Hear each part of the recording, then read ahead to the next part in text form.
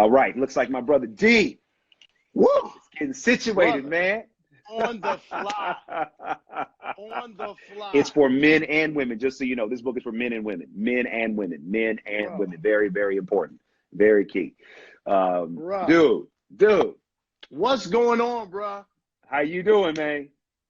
Homeboy, you know what it is, man. Look, on the real, I just gotta say to the folks, look here, I am a father of two.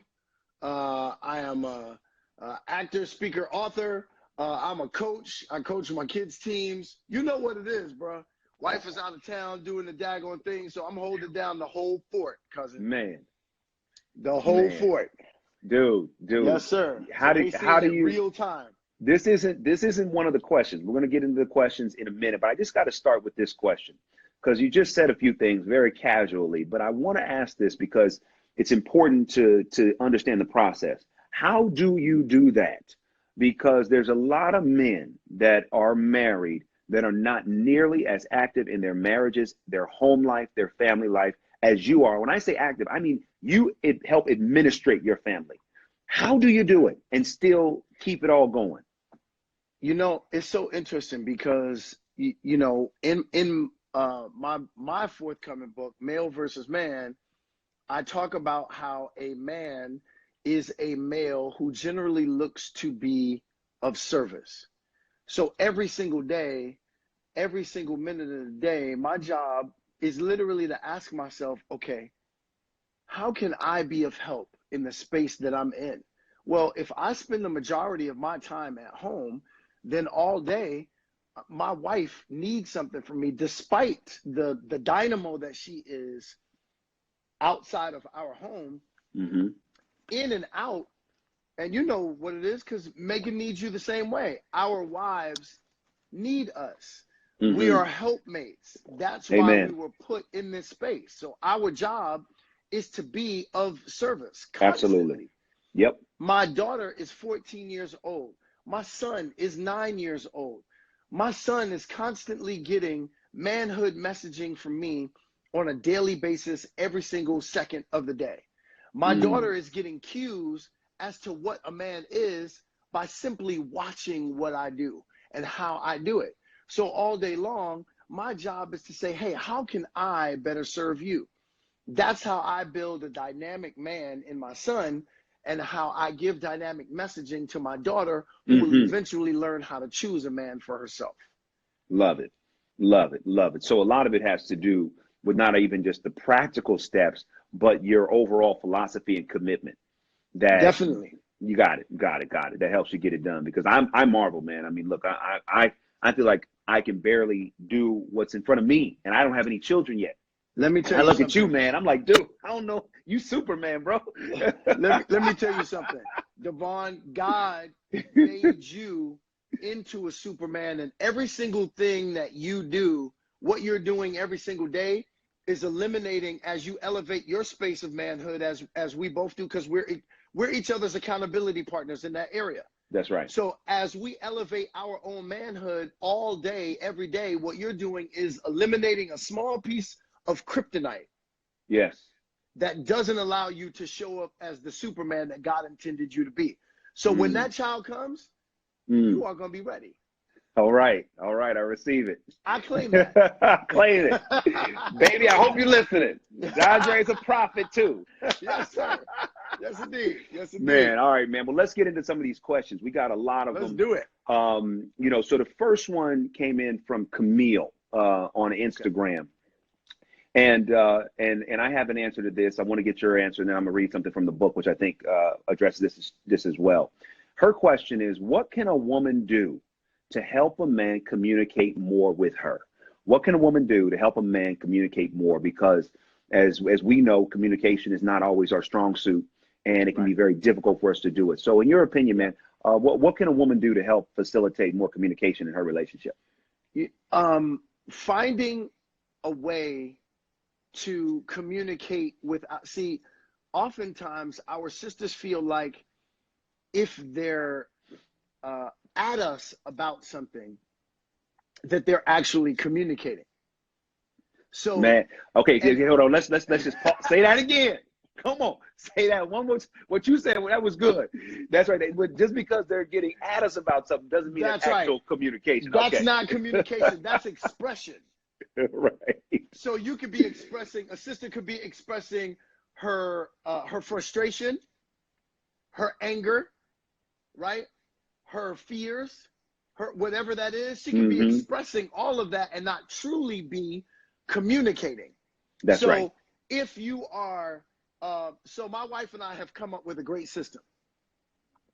My wife is a director for a reason. She really truly likes to micromanage things.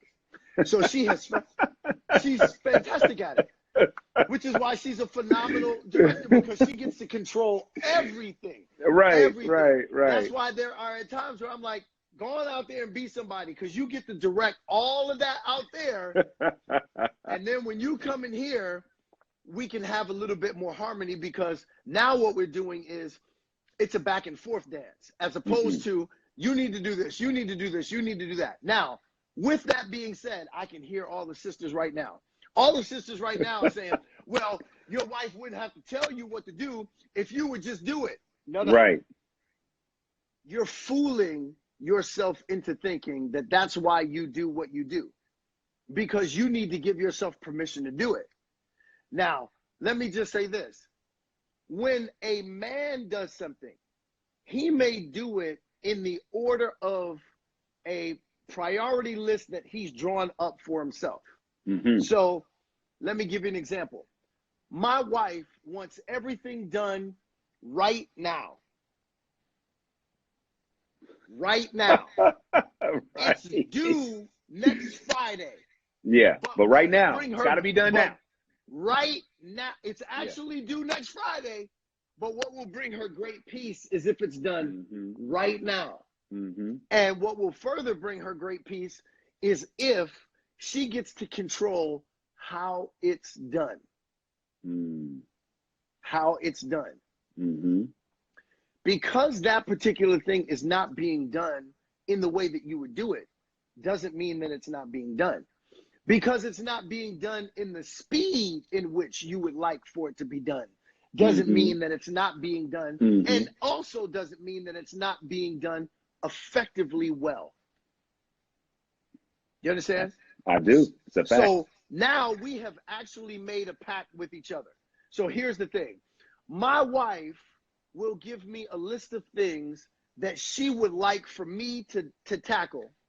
And then on that list, she will give me the date in which she would like those things done. And then she's no longer permitted to say anything about it. Man, that's a good system. I'm gonna have to talk to the missus about that one.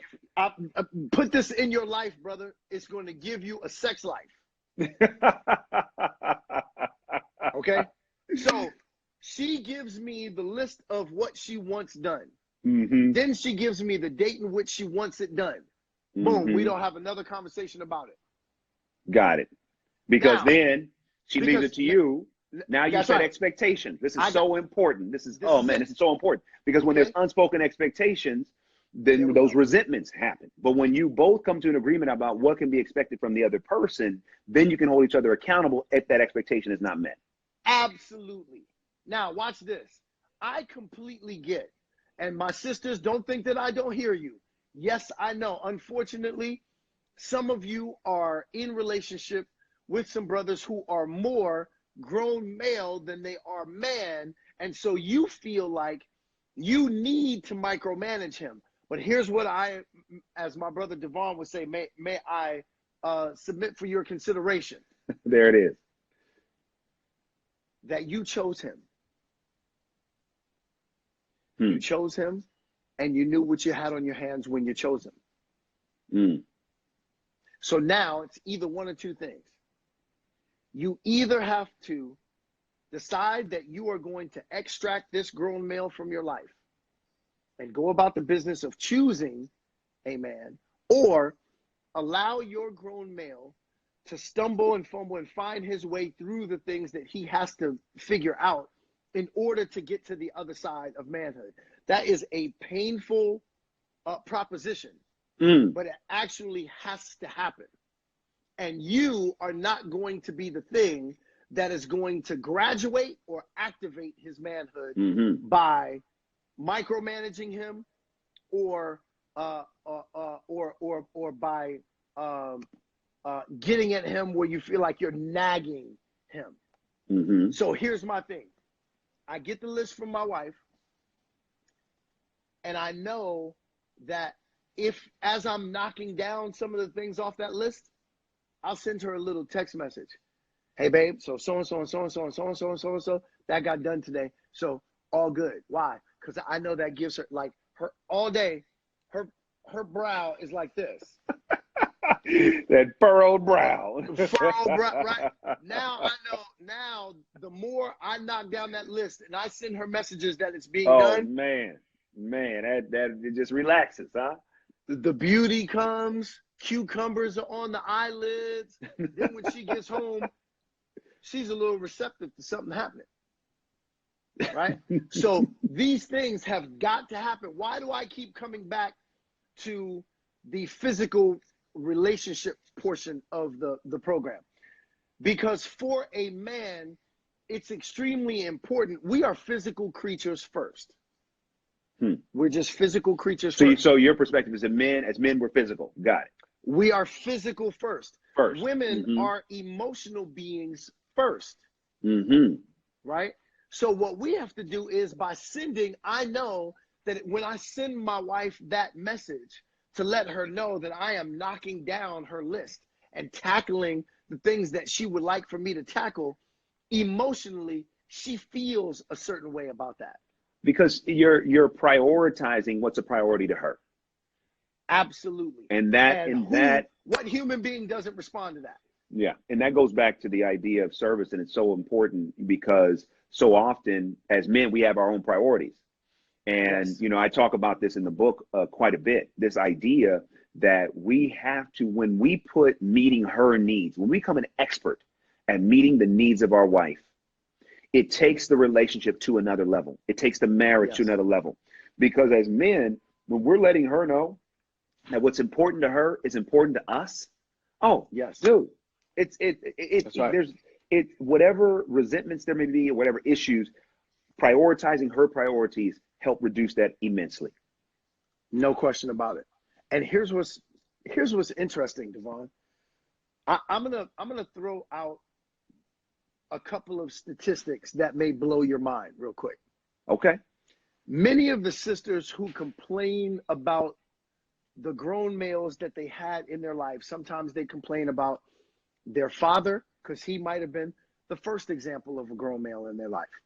Then they may have dated a few, right?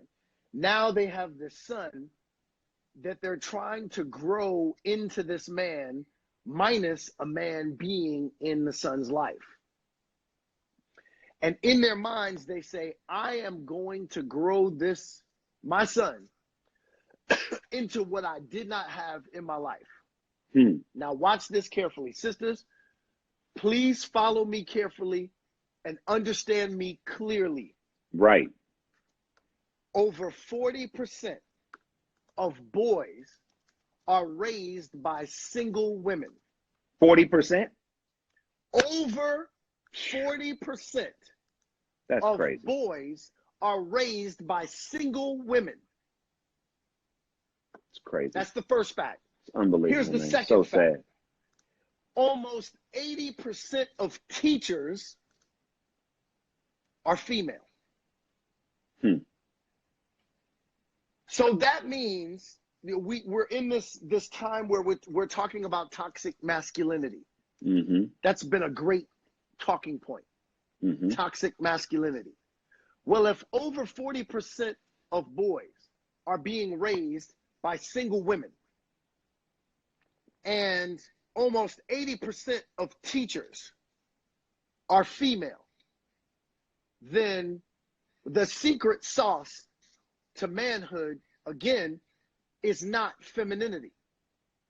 Toxic masculinity actually comes from an overexposure to femininity without manhood accountability. Interesting. Did you get that?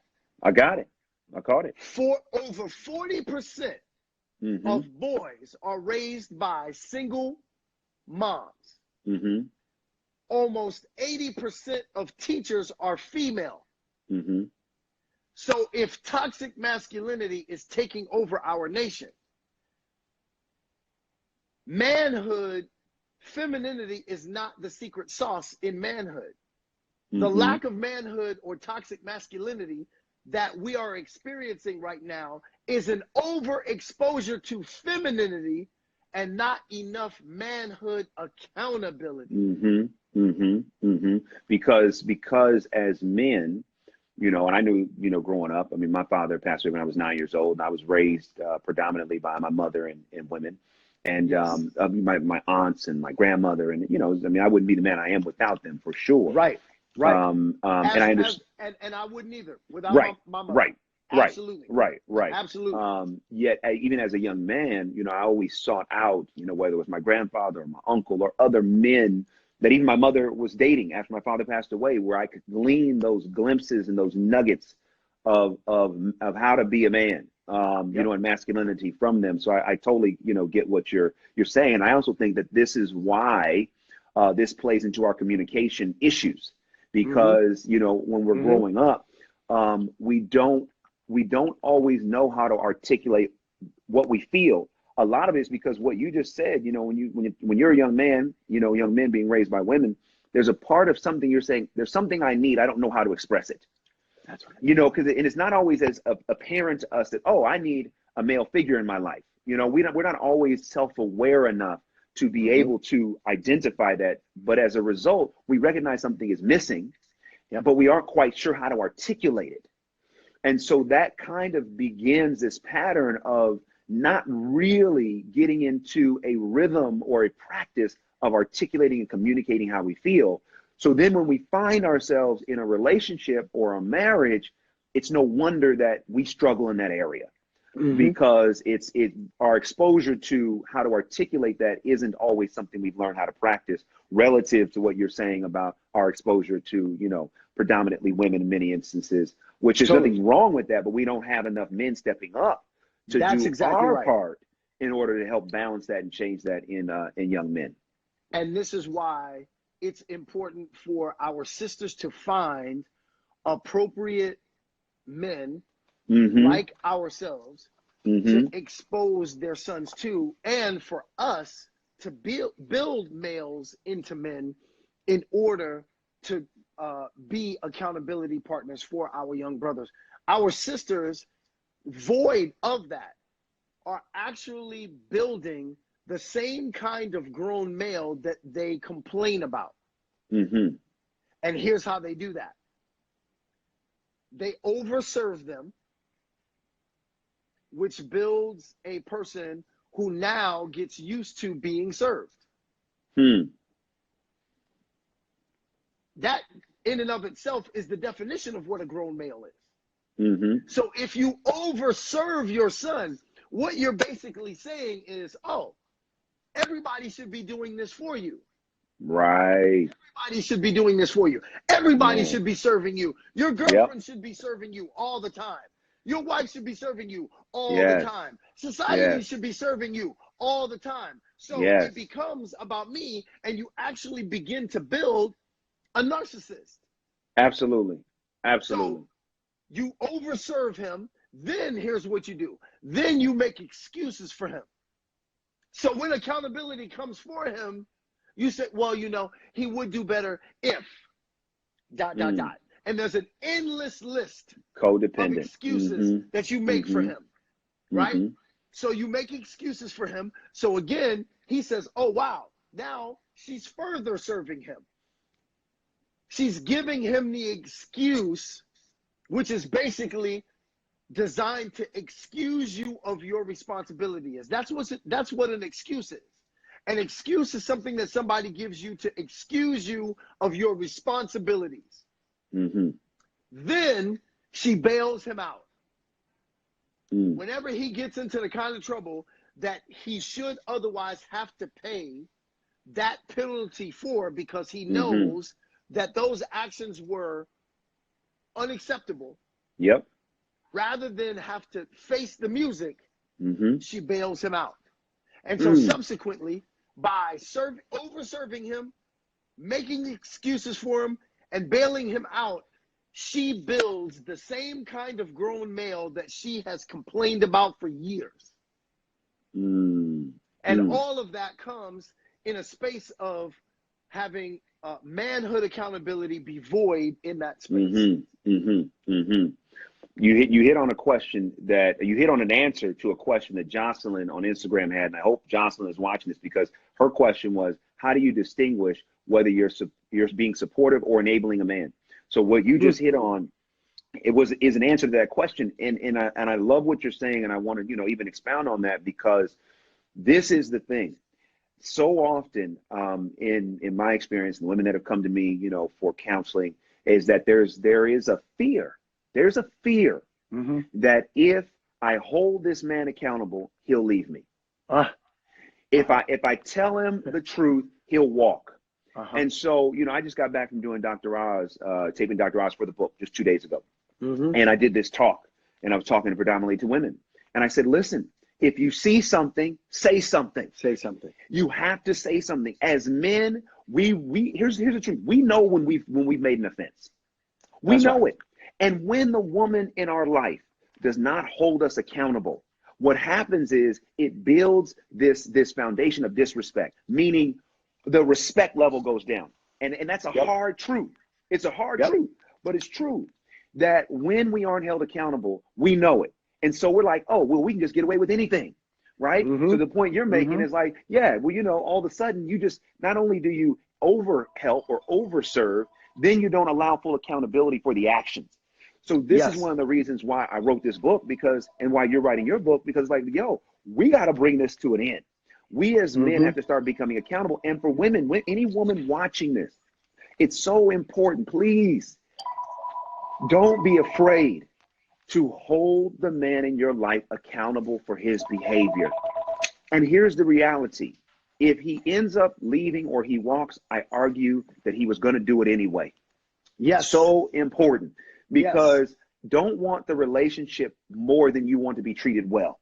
That's right. Don't want it so badly that you will allow yourself to lower your standards, to not speak what's on your mind, to let him do what he wants to do or run over you, and then that it's a challenge. I just encourage any woman watching this right now, please, as I've mentioned, many of you guys who've been watching, that I have this theory that every man struggles between the dog and the master. The dog is lust. The master is love. In order to master the dog, sometimes we need the woman in our life to keep us honest. One of the things I said when I was articulating the concept for this book, I was giving the analogy of if you're a dog owner and you left your dog at home, you come home and the dog, while you were gone, peed in the corner. And you come home and now the dog knows what it did while you were gone. And the dog is waiting to see what happens when the owner gets home. Are they going to keep me accountable for what I did? Or are they going to overlook it? And so a lot of times a dog owner will come home. The dog is so cute. They see the pee, but they're like, oh, the dog is so cute. Oh, I'll clean it up. Right? I'll clean it up. Oh, it's okay. So what does that dog learn? Oh, I can pee in the corner and I don't have to do anything about it. Not only do I don't get in trouble, I get rewarded. That's right. But by the 10th time, the owner is tired of cleaning up the dog's pee. But by that point, the owner has already built in place a set of behavior that now the owner is almost faced to live with. And I use this analogy to talk about how women, I believe, in a relationship, when your man does something, put his nose in it. And I don't mean that in an aggressive, like negative way. I'm just saying, even us, Dondre and DeVon, we need Megan and Sally to keep us accountable. Just because we're giving y'all advice. That's right. Because just because we're giving y'all advice, don't misunderstand what we're doing here. We're letting you into us. Don't mean we got it figured all out. Don't mean we're perfect. All right. That's right. And there are sometimes our wives will see something we don't see. They say something. They're like, yo, bro, you may have been, like Megan will say, yo, you may have been preaching on stage, but there ain't no pulpit in this house. Who you preaching to? Who you preaching to? Talk to me. Don't preach to me. Am I right, man? There's a Yes, difference. indeed. Yes, indeed. And because we do get into those rhythms, at times it's so interesting that you touched on that. When I come home, so just as an example, when I'm on set, the set is built for an actor to feel like they've got the most power in like the kid. You know what I mean? Than sliced bread. There is no bread better than you. Right. Oh on that set. Oh my gosh, it's the most. You are the most, and you are the, and oh my goodness. Well, guess what? When I come home, I got to make sure that I unzip my entire skin that I had on that set so that I can walk in here as just a man. Amen. And not this one with this, cape that's blowing in the wind because somebody had a fan on it and all of that other nonsense. Because in here, I'm a father to my kids and a husband to my wife. Mm-hmm. And not somebody who is literally going to enable me if I do make mistakes. And on that set, let's just keep it 100. You know that there's a lot of enabling that happens on that set. Oh, yeah, absolutely. There's a lot of enabling that happens on that set.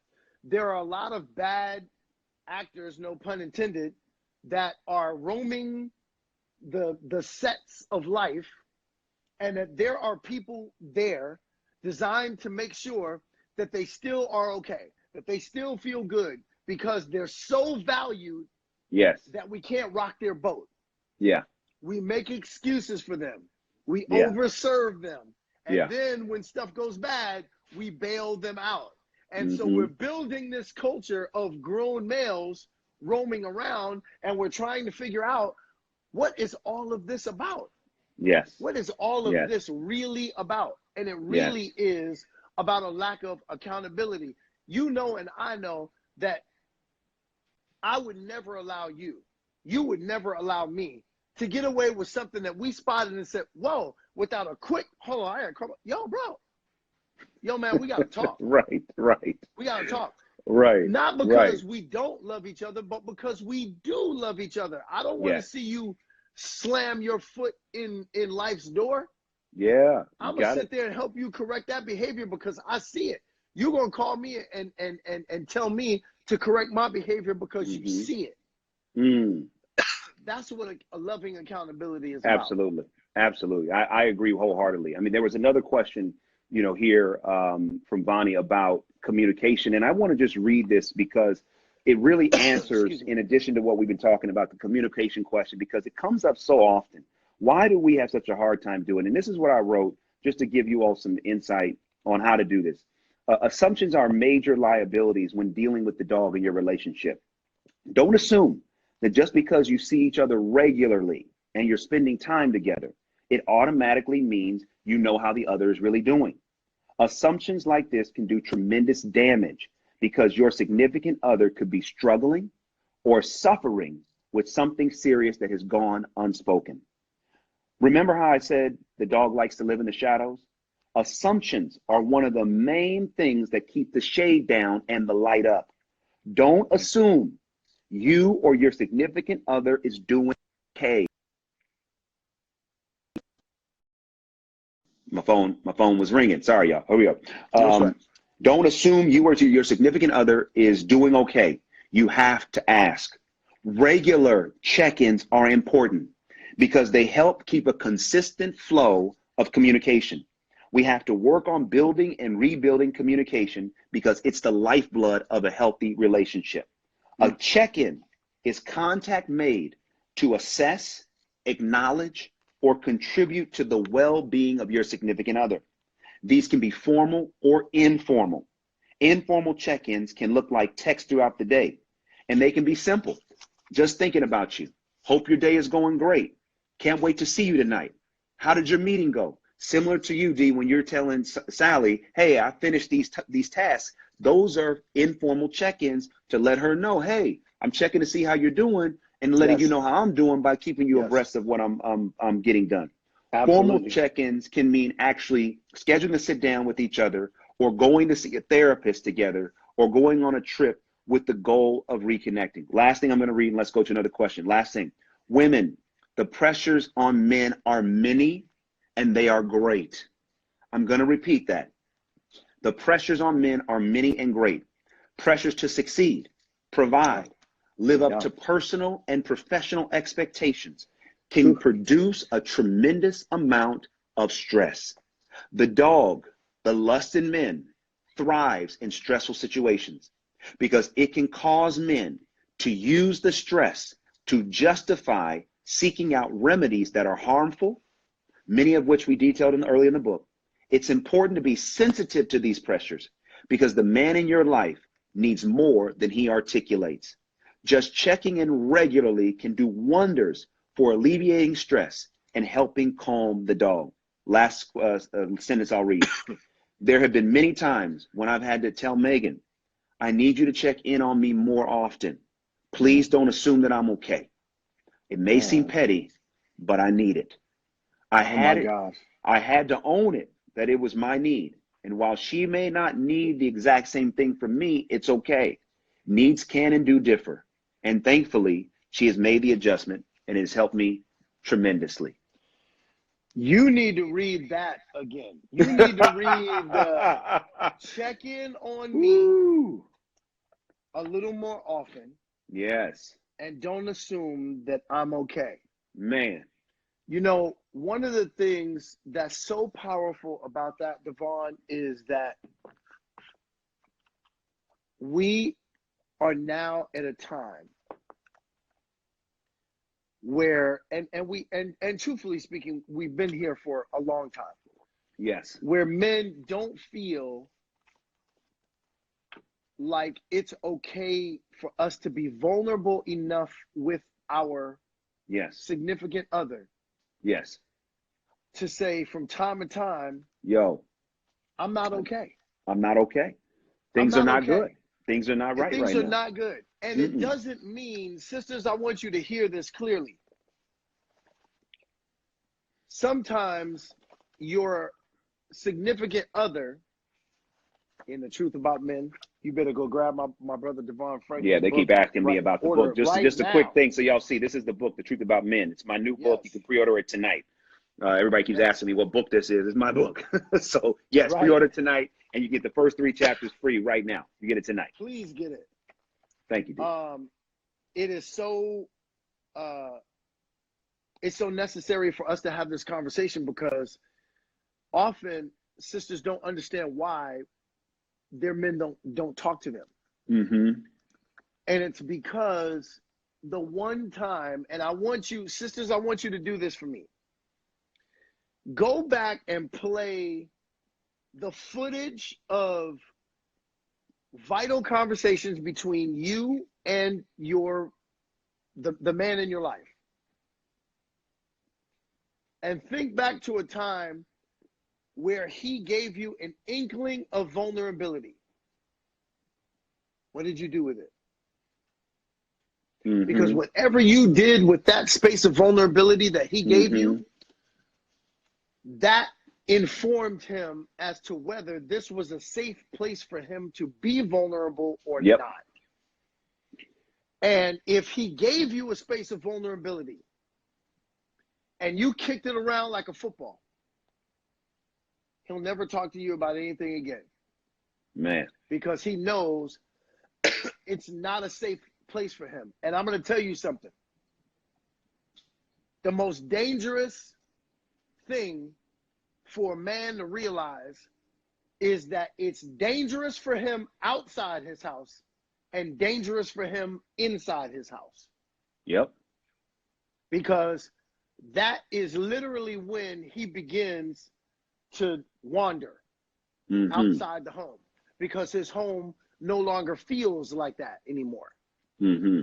So if you ever want to do anything for your relationship, if you ever want to do for the man in your life, whenever he gives you, I hear sisters say this all the time, you know, when he gets a cold, he's just a mess. He's so.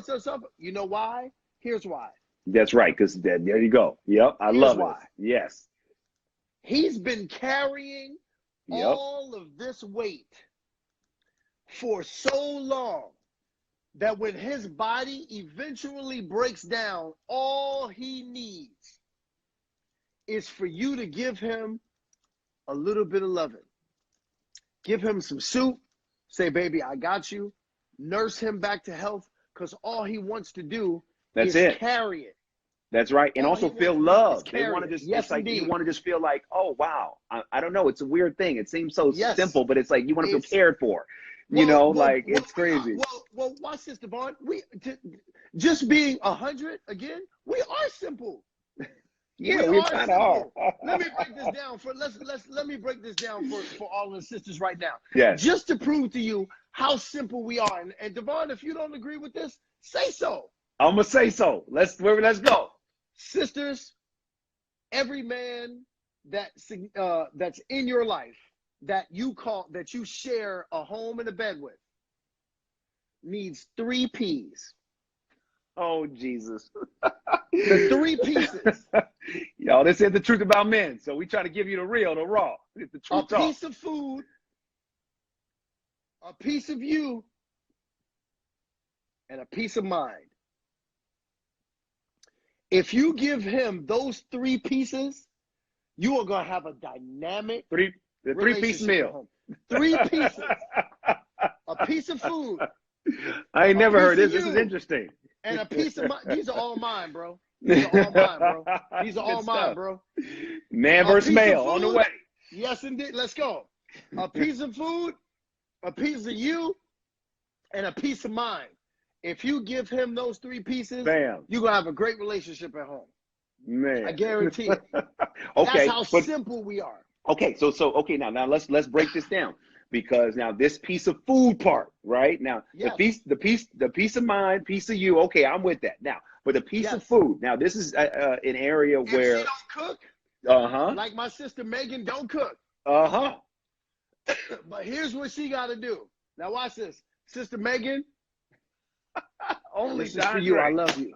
I love you. You know me, bro. Man, we're gonna lay hands on you next time I see you. You know me, bro. Sister Megan, you know you my sister. I love you to death. But here's what I need you to hear. If you don't cook, and guess what? We all have strengths, and we all have weaknesses. Mm-hmm. If cooking is not a strength, no problem. I'm going to tell you what is a strength, and that's your smartphone. I want you to put your husband, your helpmate, on a meal plan.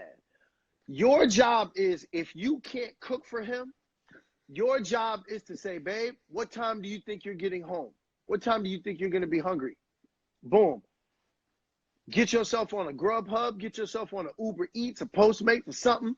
And make sure that by the time that brother gets home, he got a hot one waiting on him. Now.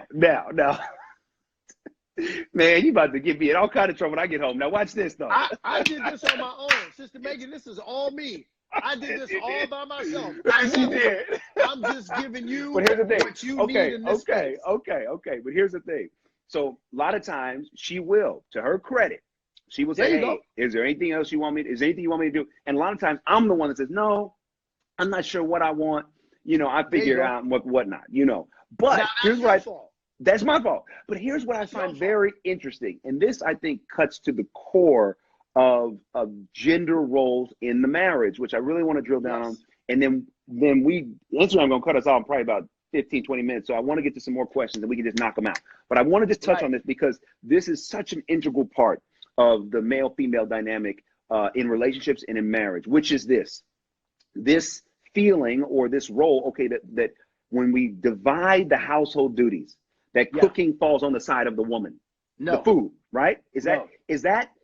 Talk to me about your perspective on that. Because when you say piece of food, is that what you're saying?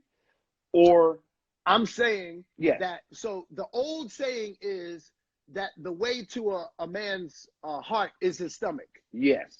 Right? And I challenge that in my book. I challenge that. Without a doubt, right? So most men love to the food part is literally about the care. When my wife cooks and she gives me something, I just feel loved. But watch this. My wife is clearly the cook in our house, but I do cook. And often what I will do is my wife likes to, sometimes she just, she gets up early and she's going at it. So on those days where I know she has a little bit more time, I take care of the kids. I will cook for the kids. I get them together. I get them off to school. And then I will cook breakfast for my wife and serve her in bed. Uh-oh. Breakfast in bed. In bed. Now, Man. brothers, I want y'all to hear this clearly. When you serve your woman in bed, it has to come with everything. So if you give her food and you don't bring her nothing to drink, she got to go downstairs and get her something to drink, you ain't done it right. Bring her breakfast, you ain't did it. You didn't do it. You didn't do it. So if, depending on whatever it is that I make, everything that I know, look, my wife drinks coffee. I don't drink coffee. Can you imagine me on coffee? Come on, bro. My wife drinks coffee. I don't drink coffee, but I learned how to make coffee because my wife drinks coffee. So what I do is I will bring her coffee up. I will bring up her creamer. I will bring up all the things that I know that she likes to put in there so she can put the appropriate amount that she wants put in. I take that back downstairs. All the things that I serve her, all the things that I know, whether it's going to be some hot sauce. Come on, black folks. Some hot sauce, whatever that is, some salt, some pepper, whatever that is. I bring all of that up there so that she has that at her disposal. And when I put it on the plate, I actually make it aesthetically pleasing on the plate. Aesthetically pleasing. Okay? So I'm not just slapping it up there because I want this to be an experience. Why? Because this is supposed to be a dance. So as I'm serving her, I want her later on to serve me in whatever capacity she so chooses. So again, a great and loving relationship should literally be about a friendly competition of service. So no, there isn't That's good. Designated Friendly competition of service. A friendly competition of service. So there isn't the designated, like, okay, men do You're this, the women cook. do this. I'm the. I take the. None I get of that. I get it. Good. Although good. I don't, I don't allow my wife to take out the garbage. She sometimes, because she's from South no, Africa, same here. No. Megan, we the same way. It's like, nah, baby, I got it. I got it. So let's do this. Let's knock out a few questions before they kick us out. So again, exactly. Why does it seem like, this is from Sonia from IG, Instagram. Why does it seem like no men want relationships anymore? Why does it seem basically that men are not willing to commit? I have a perspective on this. I'm curious to get yours. Oh man. Would you want me to go first? Yeah, no, please knock it out. And then I'm gonna read Mike's perspective from the book. Sister Sonia, I want you to hear this. Men do want relationships. Grown males don't. There you go. So in case you came late to this party, I'm going to redefine this for you, what I talk about in my book, Male versus Man. A grown male is a male who generally looks to be served. Yes. So if he's looking to be served, that means he wants you to serve. A relationship serves you. So he's not looking to be in relationship. Right. Sex serves him. A relationship serves you. So he's not looking to be in relationship. So here's the thing. What we've gotten away from is many of our sisters have literally gotten to a space where they're offering wife covering to grown males without being made a wife. I'm going to say that again. Say it again. If you offer wife covering, which is what sex falls under that category, if you offer a grown male wife covering, he doesn't need to make you his wife, because you've already offered him the wife covering by providing him with sex. So he doesn't need to be in relationship with you, and he doesn't need to make you his wife. Mm-hmm. A man who is a male who generally looks to be of service wants Mm-hmm. to be in relationship because he knows the phenomenal covering of a marriage. The Bible Mm-hmm. says, he who finds a good wife finds a good thing. Amen. So a man wants to be in relationship. He wants to be married, but a grown male does not. So Sonia, may I submit for your consideration that you are probably not in space with men. You are probably in more space with grown males. D, I like it. Here's how I answered that question from the book. And many of you guys keep asking what book this is. It's my new book, The Truth About Men. If you go to my website, DeVonFranklin.com, tonight, you pre-order the book, you will get the first 3 chapters free. Digital download, you'll get it emailed to you immediately so you can start reading. I do believe for men and women, this will be the difference in your relationship right now. Here's what I put. And again, I need to explain this concept so everyone gets what I'm getting ready to read. Every man struggles between 2 things, love and lust. I call love the master. I call lust the dog, right? In order for us to be men that we were called to be, we have to master the dog. We have to practice mastery. So this is my answer to Sonia's question. Masters commit. Don't be impressed by a man's toys, his houses, cars, money, even fame. The sign of what a man truly values can be found in his commitments. Evaluate every man with this question. What is he committed to? His commitments or lack thereof will reveal if the master or the dog is in control, especially when it comes to women. Women ask me all the time, why are men afraid to commit to one woman? There are many answers to this question. Sometimes men don't want to commit because they are uncertain if the woman they are dating is the right one. However, some men intentionally avoid commitment because they are addicted to the chase. For example, even though I was celibate for years before getting married, that doesn't mean I was always the best dater. There were times when the dog was in control and I was addicted to the practice of going from one woman to the next. I love to date carelessly and selfishly until I realized the damage I was inflicting on myself and on the women that I was with. Picture a kid in a candy store who eats as much candy as they possibly can stand. It feels great while it's happening, but when the sugar rush is over, what's left behind is an achy stomach and rotten teeth. There are so many men who consistently run from commitment, yet still want to have their fill of women. They don't always realize the long-term damage they are doing to themselves and to the women they are dealing with. Consistently dating multiple women can build an unhealthy appetite, and eventually committing to just one doesn't suffice. If you want to get the rest, get the book. Go because get that. I go on. That's fire. I go on to talk about why we can't commit, what we need to do to commit. And I do believe that real men commit. Boys play, men commit. No question. That's it. Boys play, men commit. And as men, Good. we have to realize that true peace is found in committing to one, not playing with many. And I say that if you're a woman right now and you're dating a guy and you don't know what's going on, you got to get clear right now. As a matter of fact, let this conversation that Dondre and I are having right now be the motivator that you got to make a call tonight. If you are in a gray area, if you don't know what's going on in your relationship, or you're dating somebody and you don't know what's up, have the conversation tonight.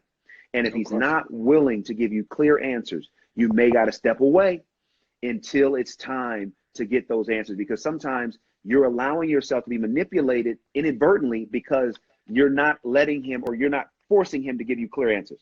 He may not want to commit. That's another thing. If he doesn't want to commit to you, then it's so important to take that as a yes. If a man says he don't want to commit, don't hang in there thinking he's going to turn around.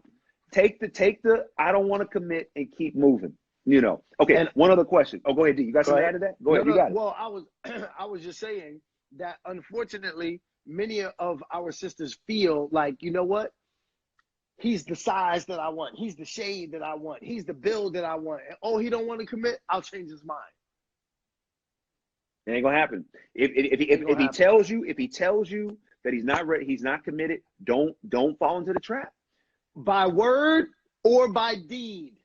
Right. By word or by deed, he is telling you whether he wants to commit or not. You don't need to hear specific words. I'm not ready to commit. His actions will begin to tell you, oh, he ain't ready. And as soon as he tells you, believe that and get that's it. That's it. As soon, and also the thing about actions, which can be deceptive, like you have to get the actions and then you have to ask the question of what you're seeing in the actions, what do they mean? Because there are some men that will manipulate a woman based upon actions of commitment, but because the woman has not asked the question if they're committed, that he may be doing that intentionally to get what he wants at the expense of what she wants. So it's important to ask the question. Here's another question that it looks like her name is Arlanza from Instagram. Arlanza. What should a wife do if her husband continues sexting other women? D, here's a hold up. We gotta, okay, we're gonna end right there, and I'm gonna come right back because we're about to get cliffhanger. I'm gonna come right back. We doing this again, bro. We're doing this again, bro. You know how we do it. Okay. It says it's about to cut me off right now. It says, yeah, I know. Come on. So we're gonna come right back, and we're gonna get the answer to the question: Don't what should a wife do if her husband continues sexting another woman? This is a question from Arlanza. Don't go nowhere and come back on. Here we go. Boom. Just like that. Here we go again. We did it. Here we go again. Okay. So I'm going to repeat the question. What should a wife do if her husband continues sexting other women? And I'm just going to also add, what should a girlfriend do if her boyfriend continues sexting other women?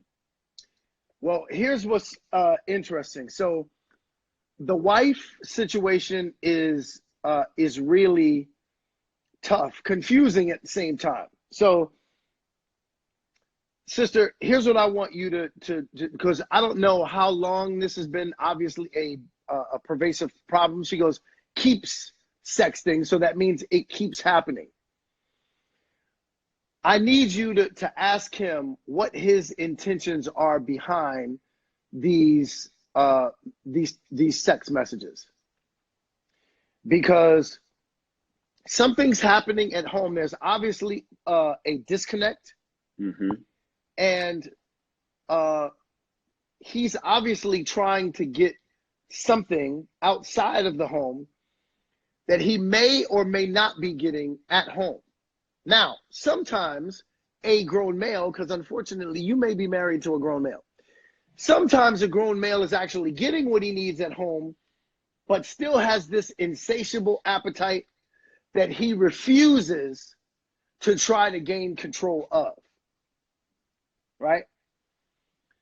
If that is the case, what you have to then say is to yourself is, why am I still here? Do I not value myself enough to say, I'm going to hold you to a standard that says, listen, the next time this happens, I'm done. Because obviously, this is a recurring problem. And if he is no longer willing to address it, you have to address it by holding him lovingly accountable by leaving. Because I'm going to tell you this. If you don't leave, nothing ever changes. Once you say, because remember, this is a part of the over-serving. This is a part of the excuse making. And this is a part of the bailing out. Once you keep seeing him sexting and you bring it to his attention, and he keeps doing it, and you don't do anything, what you're basically saying to him is, this is okay behavior. Right. This is okay behavior. And you're actually endorsing this behavior happening again in the future. You're actually saying, please do it again.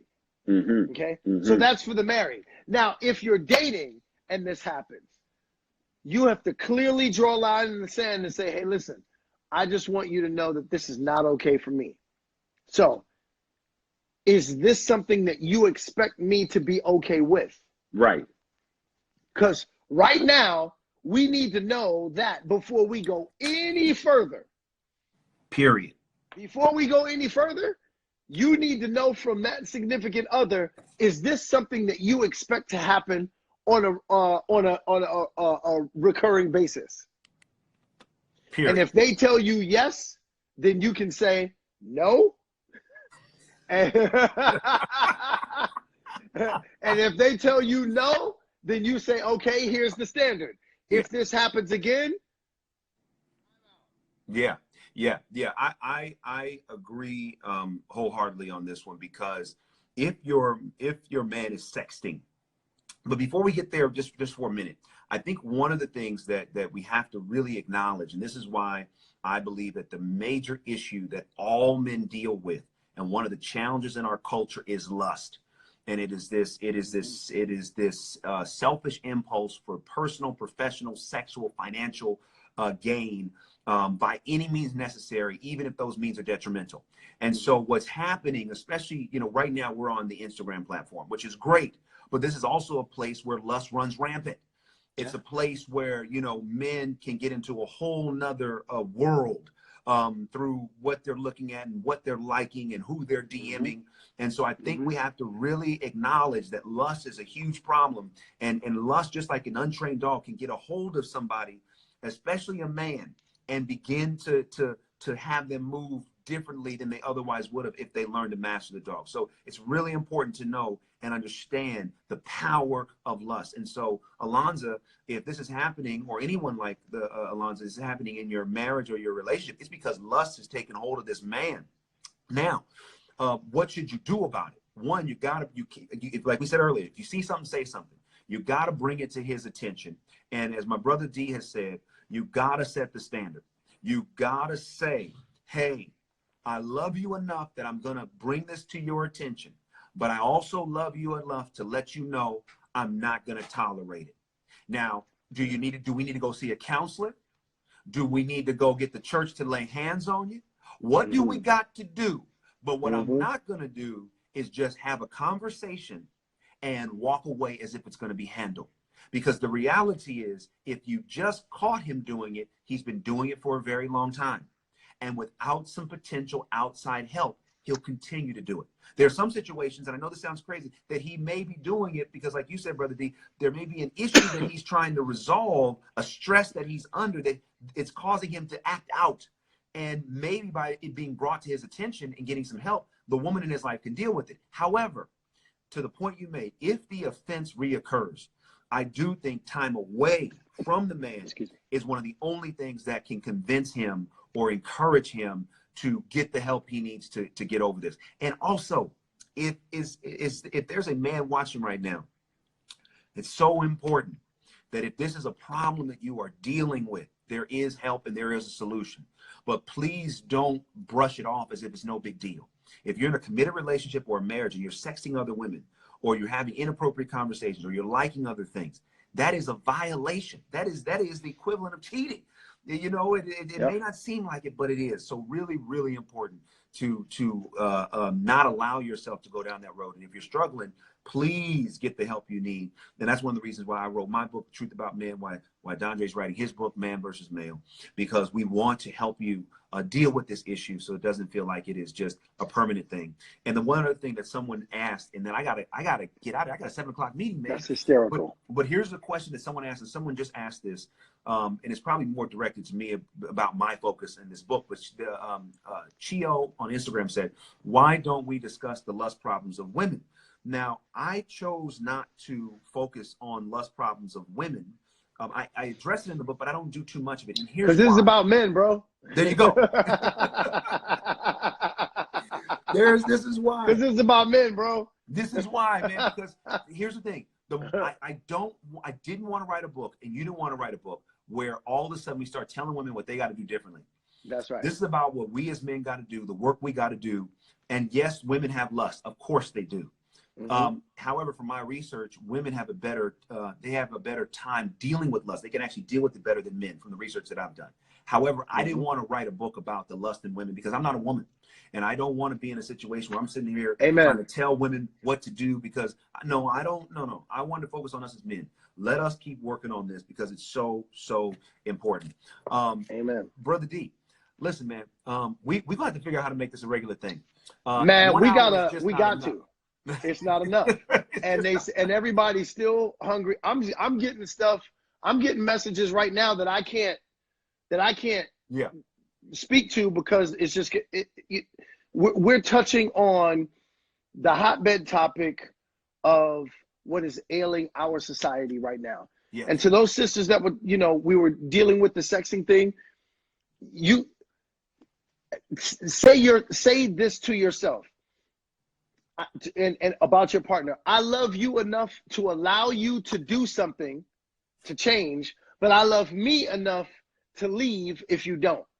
Amen. Amen. Because that really is what it is. And to your point, brother, I don't know of I can't think of anything that needs to be on television more than this right now. If this isn't a daytime talk show, I don't know what is, because there are obviously a bunch of folks that need this space in order to get messaging that they're just not receiving.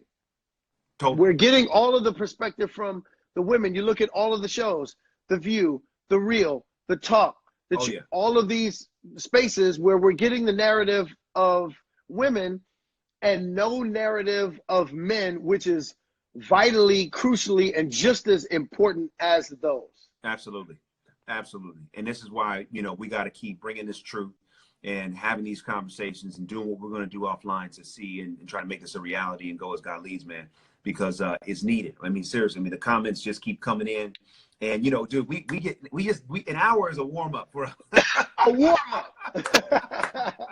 Like you were like, hey, it's getting ready to cut us off in a few minutes. I'm like, again? Oh my God. Listen, I appreciate everybody watching. The book is The Truth About Men, What Men and Women Need to Know. My book drops February 5th. Pre-order it tonight, all right? Just go and break Amazon down, all right? Get it. And when you do it tonight, you go to my website, DeVonFranklin.com, and when you put in your proof of purchase, you will get the first 3 chapters right now. You'll get digital access to the first 3 chapters free, and I guarantee anyone watching this, if you're going through a problem in your relationship, if you're dealing with an issue you're not sure, I believe that in the first 3 chapters, it's going to give you the answer.